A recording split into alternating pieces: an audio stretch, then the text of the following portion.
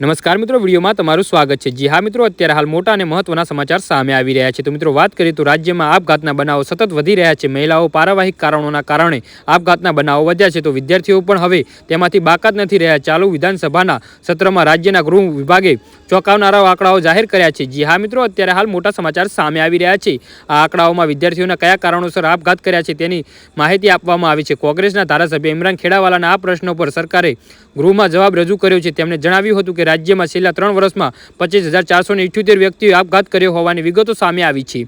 જી હા મિત્રો, અત્યારે હાલ મોટા સમાચાર સામે આવી રહ્યા છે। આપઘાતના કિસ્સાઓમાં પોલીસે 1901 લોકોની ધરપકડ કરી છે, જ્યારે 180 પોલીસે પકડથી દૂર છે અને આપઘાતના વિવિધ કારણો ગૃહમાં રજૂ કરવામાં આવ્યા હતા। અને ઉલ્લેખનીય છે કે ગુજરાતના અશાંતિ તેમજ અસલામતીનું રાજ્ય બનતું જઈ રહ્યું છે। જી હા મિત્રો, આ સિવાય માનસિક બીમારી, પ્રેમ પ્રકરણ, ગંભીર બીમારી, પારિવારિક સમસ્યાઓ અને આર્થિક સંકળામણ અને પરીક્ષામાં નપાસ થવાના ડર સહિતના કારણોને આપઘાત કર્યા હોવાની વિગતો સામે આવી છે। અંતકારી પ્રશ્નોત્તરીમાં જાહેર કરાઈ છે। જી હા મિત્રો, તો આના વિશે તમારું શું કહેવું છે તો નીચે અમારી કોમેન્ટ બોક્સમાં જરૂરથી જણાવજો અને અમારી YouTube ચેનલને સબસ્ક્રાઇબ કરવાનું ના ભૂલતા। વિડીયો પૂરો જોવા બદલ તમારો ખૂબ ખૂબ આભાર।